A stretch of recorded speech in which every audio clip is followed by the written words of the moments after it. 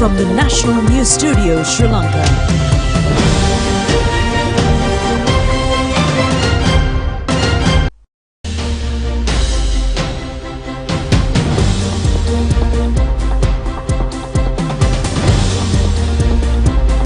Good evening and welcome to the National News broadcast brought to you live from the National News Studios here at the Sri Lanka Rupavahini Corporation. I am Dishan Veerakoon. And a very good evening to you. I'm Sharifah Dahir. We take a look at the headlines first.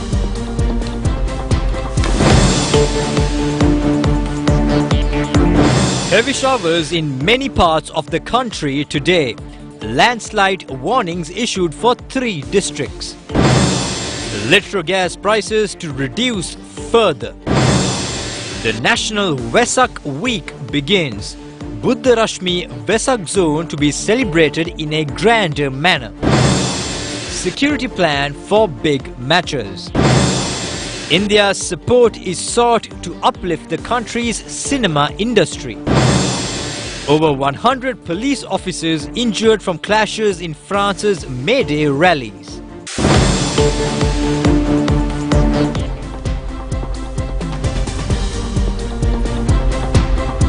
We move on to those and other stories in detail now.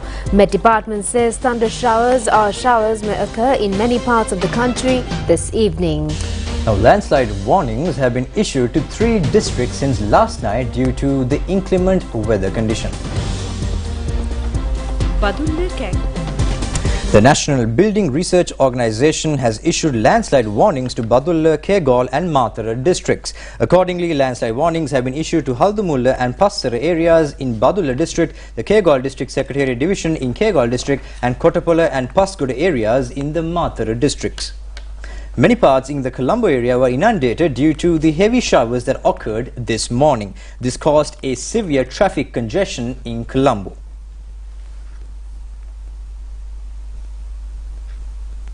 10 houses in the Chaityapura area in Madirigiriya have been inundated due to the heavy showers that occurred in Polonnaruwa last night. The Met Department said that fairly heavy showers of about 75 millimeters may occur in some places in the western, Sabaragamuwa, eastern and Uva provinces and in Galle, Matara, Mana and Jaffna districts. Litro Gas Company is preparing to reduce the domestic gas prices from midnight tomorrow. Chairman of the company, Mudita Piri, said that measures have been taken to reduce the price of a 12.5 kilogram gas cylinder by 100 rupees.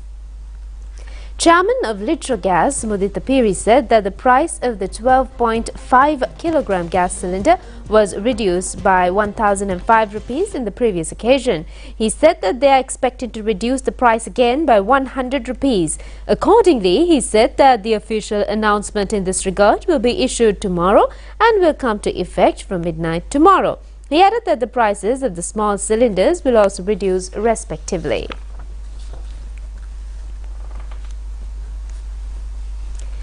Police media spokesman SSP Nihal Thaldu emphasizes that the preparation of a security plan for the children in coordination with the police is essential when organizing big matches in future. He made these remarks while expressing views regarding a clash that occurred during a cricket match on last Sunday. The annual one-day cricket encounter between Kalutara Vidyalaya and Kalutara Tissa Vidyalaya was held at the Maggana Surrey grounds on last Sunday. Batting first, Tissa Vidyalaya scored 200 runs. In response, Kalutara Vidyalaya managed to chase down the target in the 39th over. Following the end of the match, spectators of both the teams had invaded the pitch and a clash had occurred between the groups. Even though the police attempted to subdue the situation, the vice-captain of the Tissa Vidyalaya sustained severe head injuries following an assault. The student was immediately admitted to the Nagoda Hospital in Kalutara and subsequently transferred to the National Hospital in Colombo for further treatments. The student was discharged from the hospital this afternoon. However, the parents of the student had lodged a complaint with the Payagala police regarding the incident.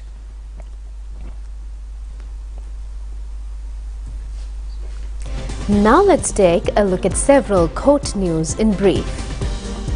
Attorney General has filed an appeal with the Supreme Court to revoke the interim order issued by the Court of Appeal against the cabinet decision taken to retire nurses attached to state service at the age of 60. The relevant petition was convened before a three-member Supreme Court judge panel today. Accordingly, an order was issued to conduct the consideration of the petition on the 9th of May. The Supreme Court ordered today to examine the petition filed by State Minister Diana Gamage. The State Minister has filed the petition requesting to annul the decision taken by Samagi Janabalavege to revoke her parliamentary seat.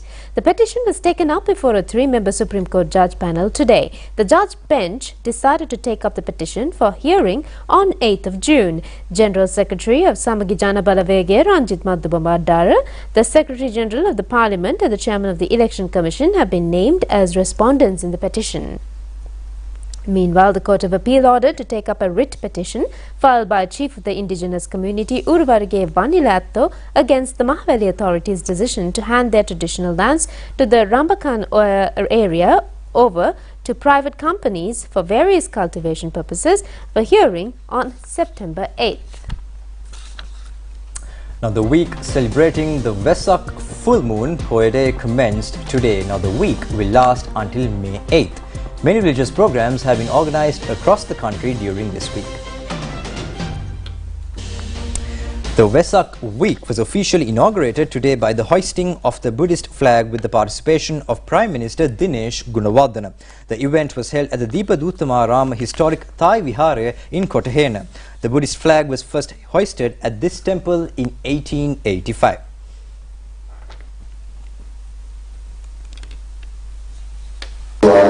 A meditation program will be organized during the Vesak week together with schools, universities, higher education institutions and technical colleges scattered across the country. The inaugural event of this program was held at the Independence Square this morning with the participation of 300 students from schools in Colombo. The event was held with the participation of the Prime Minister. The Buddha Rashmi National Vesak Zone is scheduled to be held on May 5th, 6th and 7th, centering the Hunupitiya Ganga Rama Temple in Colombo. The theme of this year's Vesak festival is Seeing Right as Wrong and Wrong as Right Leads to Hell. Many religious activities will be conducted on the Vesak full moon Day at the Ganga Rama Temple. Various other programs have also been added in the Vesak zone, including dancels, lanterns, flower processions and displaying of pandals. The Vesak zone is jointly organized by the Ganga Rama Temple, the Presidential Secretariat and the Prime Minister's Office. The National Television is the media sponsor of the National Vesak Zone.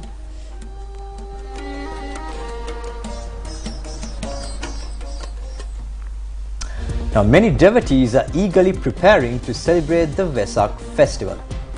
Two of the major highlights during this season are astonishing Vesak pandals and colourful Vesak lanterns. However, the creations of such pandals and lanterns are faced with even more challenges at present than in the past. The Vesak festival is often brightened up with various creative and colourful Vesak pandals and lanterns. However, with the prevailing economic crisis in the country, the prices of essential components required to build such creations have skyrocketed compared to previous years. Therefore, those who are involved in the industry have pointed out that their creations cannot be sold to the public at concessionary prices as before.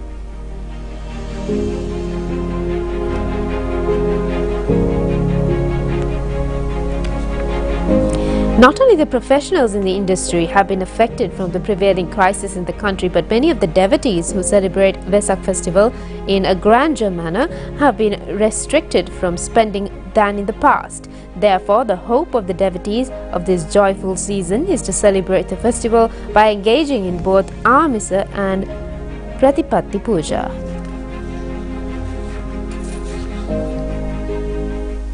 Now, Foreign Minister Ali Sabri says that Sri Lanka will gain some growth from next year despite a recession. Now, he also said that Sri Lanka is witnessing an inflow of investments from many countries during this recovery period. Now, in an interview with the global media outlet CNA Asia, the minister said that Sri Lanka's inflation is now under control and looking forward to a resurging tourism industry. I think optimism coming from several encouraging factors. I think inflation is under control, tourism has bounced back, and dollar has stabilized. We have in fact about 11.2% a gain on dollar, which has helped us to stabilize the prices. And then with that, of course, the people have been sending, the migrant workers are sending their money through the normal channels. So with that, there is a glimmer of hope for us, but we are not out of the woods. But we are also very happy that the multilateral agencies like IMF, World Bank, ADB had given us a lending hand. So with that, I think, yes, this year there could be a recession further, but from next year onward, you should be able to see some sort of growth.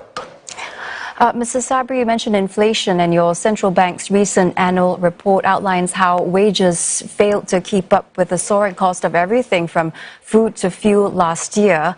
How does the government plan to address these issues to get to your 2024 target, also bearing in mind social safety nets? Yeah, we have a plan probably with the debt restructuring. If the debt restructuring goes on with the sustainability addressed by the IMF, we should be able to get a debt relief in terms of about 17 billion. And we are looking at by 2027 debt sustainability to return, and then with that probably we'll have access to the financial market. By that time, we should be able to restart paying our debts as an obligation apart from the multilaterals. So apart from that, as I told you earlier, we are looking forward of a resurgence of the tourism, which we have seen glimmer of hope on that part, and we also see some sort of investment returning from some of the countries. So with that, hopefully our economy should bounce back coming 2024 onwards. Touching a bit more on the IMF bailout, Mr. Sabri, and the rollout plans, are you on track to completing the debt restructuring process in time for the first review in September? That's about 4 months away. Yeah, we fingers crossed that we have made a lot of progress as far as the prior actions are taken before the EFF was approved. All the prior actions, except some minor ones, have been controlled, and as you very clearly see, we have introduced price-sensitive, cost-reflective pricing in so many areas, and SOE reforms are on the card, and tax reforms have come into play. So there is a sense of stability in the country, and we have eliminated all sorts of queues and the shortages. But going forward, debt restructuring is very, very important. Now we are in the business end of it. Luckily for us, all of our friends have come forward to help us, and there is a common ground platform which has been proposed by the Paris Club, India and Japan. And we have also invited China to come on board on that, or otherwise we will continue to discuss with them.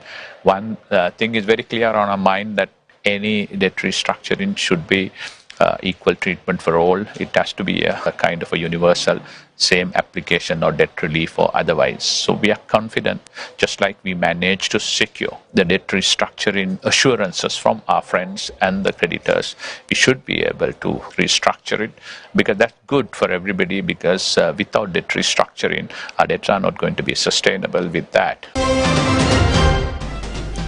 Sri Lanka has implemented a comprehensive economic reforms agenda in a bid to revive the country's struggling economy. The President's Media Division, in a statement, the government has initiated several key recovery strategies, with the establishment of a National Productivity Commission being a flagship project. Despite ongoing economic constraints, the government allocated funds for the Commission's establishment in the Budget 2023. An interministerial working group has been appointed to lead the task, comprising members from various ministries, departments and organizations. The statement has further indicated that the working group aims to explore international insights on productivity materialization, and to this end, the government reached out to the Australian Productivity Commission, which is recognized as an international standard. In response, the Australian High Commission in Sri Lanka expressed their willingness to support Sri Lanka in this regard. To facilitate knowledge sharing, the Australian Productivity Commission conducted a virtual session recently for the Sri Lankan working group assigned to establish the commission. The event was hosted by the Presidential Secretariat. This initiative marks another engagement between the Government of Australia and the Government of Sri Lanka, reflecting their support for Sri Lanka's economic reforms and revival.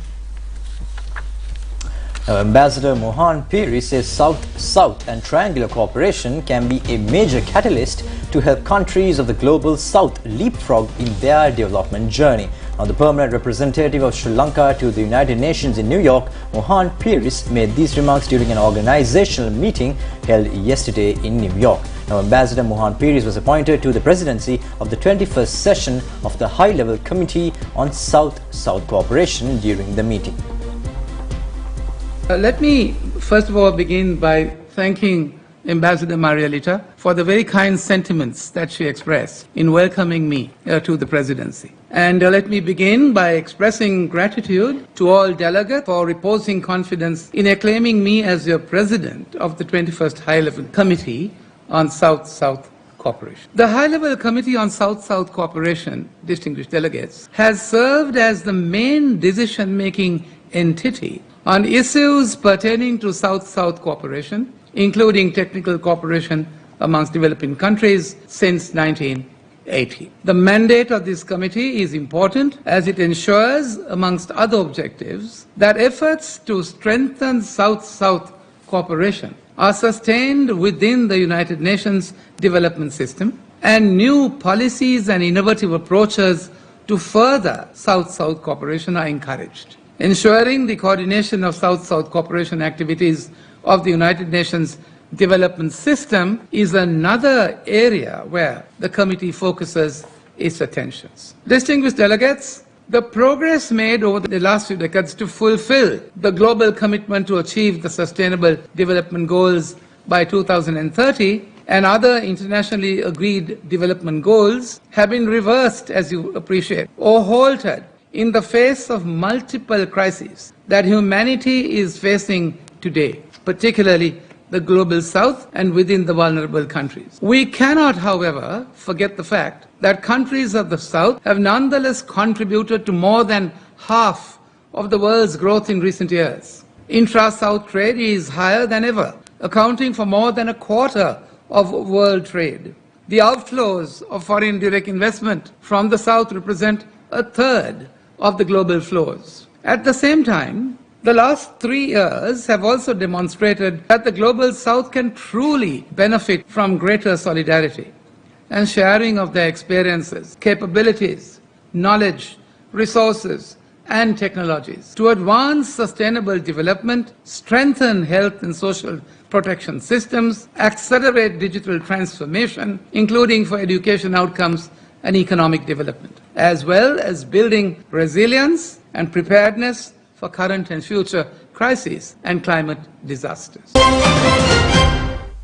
Taking a look at more stories here at home, 8 Sri Lankans were among the crew released by the Federal High Court of Nigeria in Port Harcourt recently. Now, the crew was released along with the vessel Mount Heroic Idun, which was under the detention over dispute oil smuggling allegations since August of 2022 in Nigeria and the Equatorial Guinea. The out-of-court settlement reached between the Nigerian authorities and Idun Maritime Limited, the vessel owner, enabled the High Court to end the detention of the vessel and dropping of the charges. The vessel was detained along with 26 crew members, including 8 Sri Lankans. Sri Lanka will coordinate with the vessel owner regarding the repatriation of the Sri Lankan crew at the earliest once the shipping company, which will arrange the safe return of the crew, fulfills the conditions. As requested by the Ministry of Foreign Affairs of Sri Lanka, the High Commission in Nairobi provided assistance and ensured the welfare and safety of the Sri Lankan crew until the legal process was over. The High Commission worked jointly with the Indian High Commission in Abuja, as the crew also comprised of 16 Indian nationals. Now, the national rally of the Basilica of St. Anthony of Padua in Italy was held in a grander manner this year. The rally is conducted on May 1st each year, and it was organized for the 25th occasion, and many Sri Lankan nationals living in Italy and other parts of Europe take part in the rally every year. The Basilica of St. Anthony of Padua is one of the monumental religious sites in the world. Sri Lankan nationals living in Europe take part in the special Holy Mass conducted on the 1st of May every year. The rally was held under the guidance of Reverend Monsignor Neville Joe Pereira, National Coordinator to the Sri Lankan Catholic migrants in Italy. Over 15,000 participants took part in the special service held at the Basilica. The Mass was conducted in both Sinhala and Tamil languages. Chairman of the Bank of Ceylon and Sri Lanka Insurance President's Counsel Ronald C. Pereira and Director General of Sri Lanka Rupavahini Corporation Asanga Jalat were present at the Mass. இந்த ஆராதனை தமிழ் மற்றும் சிங்கள மொழிகளில் இடம்பெற்றமை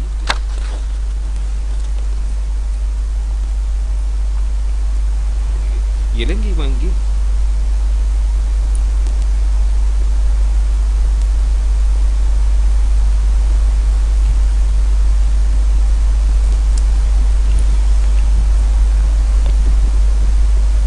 Reverend Monsignor Neville Joe Pereira said that the Sri Lankans as a community are gathered at the Basilica to celebrate the 25th anniversary of the convention. He said that prayers will be conducted at this occasion to shower the blessings of the saint upon the people.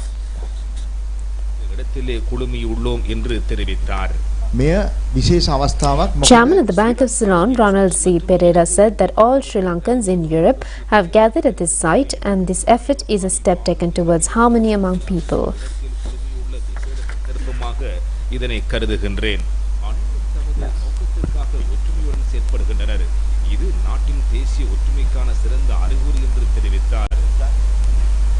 Director General of SLRC Asanga Jalat said that the national television, fulfilling its duty towards Sri Lankans living abroad, is celebrating this unique occasion with the community in a grandeur manner.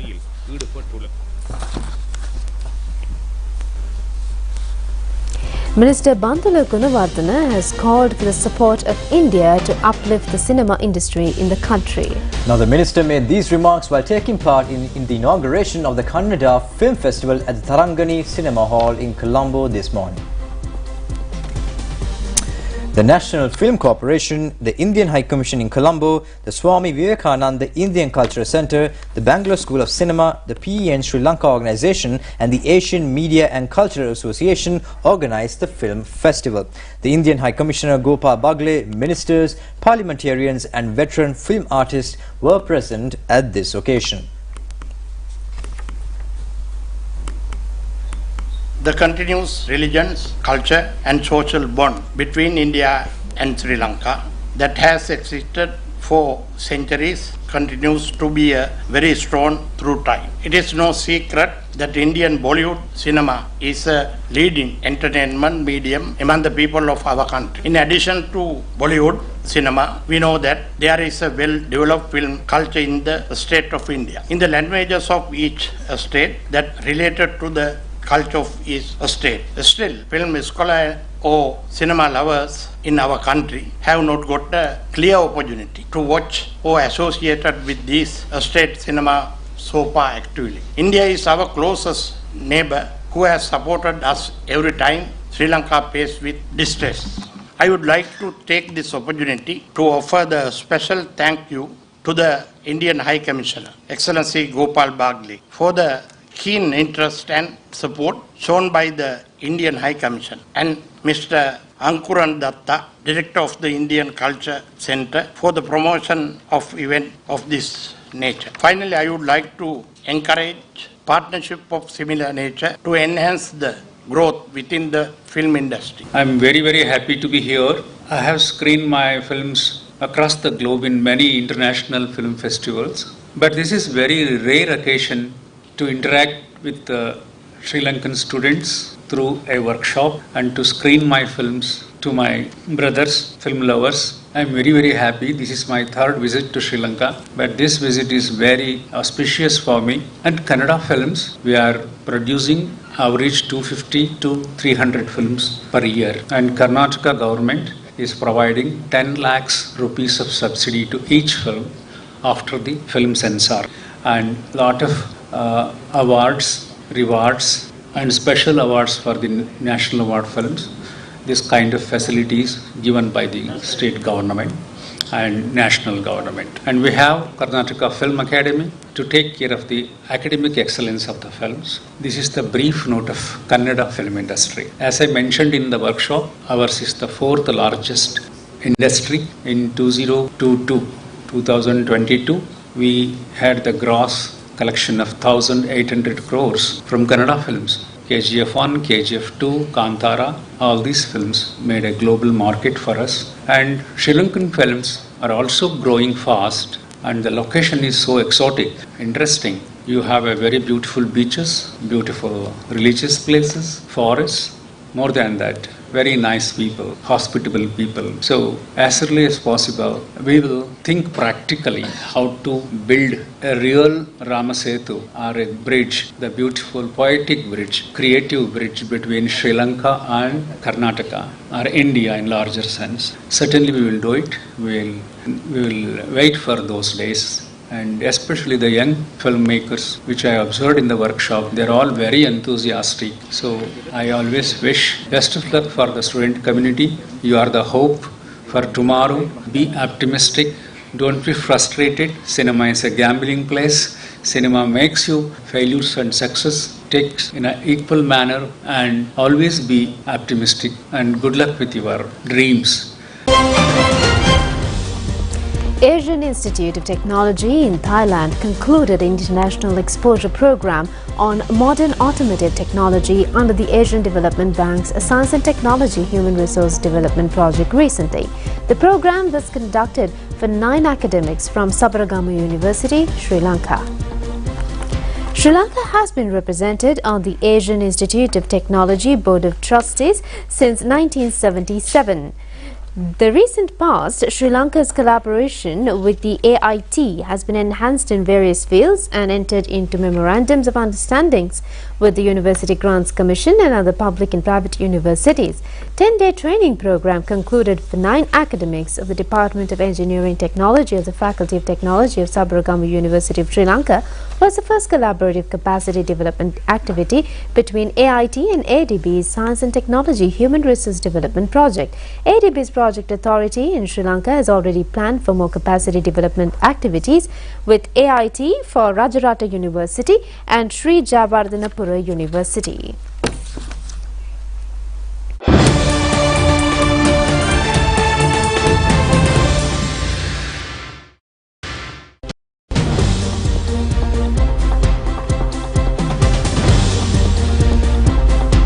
Welcome back. Now taking a look at your international stories for tonight. At least 108 police officers have been injured in clashes across France with protesters angry at pension reforms. Hundreds of thousands have been taking part in May Day demonstrations against President Emmanuel Macron's reforms. French authorities said such a large number of police wounded was extremely rare, adding that 291 people had been arrested during the unrest. Foreign reports have indicated that the most rallies were peaceful, but radical groups threw petrol bombs and fireworks. The police had responded with tear gas and water cannon. It is not clear how many protesters have been injured from the incident. This is the latest day of mass action against changes that raised the state pension age from 62 to 64. Trade unions want them withdrawn. The French authorities put the overall number of demonstrators at 782,000, including 112,000 in the capital, Paris. Union leaders were adamant that months-long opposition to the reforms was not waning. Violence also broke out in Lyons, Toulouse and Nantes, where vehicles were set on fire and businesses attacked. Yesterday was the first time since 2009 that France's top 8 trade unions had backed calls for a protest.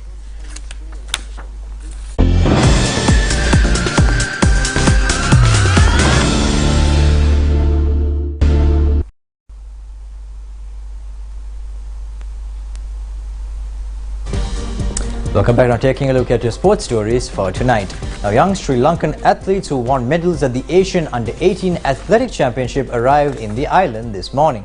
They received a warm welcome upon arrival. The championship was held in Tashkent in Uzbekistan. 7 athletes represented Sri Lanka at the championship. 4 Sri Lankan athletes secured 2 silver medals and 2 bronze medals. Thushen Silva of Maristella College in Negombo won the silver medal in pole vault, while Nilupul Peshar of Dikwala Vijita Mahavidyalaya won silver in the high jump event. Kasuni Vikramasinghe of Gampala Vikramabahu Vidyalaya won the bronze medal in 800 meters running event, and Ayoma Akalanka of Amagamu Mahavidyalaya won bronze medal in 400 meters hurdles event. Ministry officials and Athletic Association representatives were present at the airport to welcome the Sri Lankan contingent. Now switching focus to the ongoing Indian Premier League. Now Royal Challengers Bangalore managed to win against the Lucknow Super Giants in an IPL match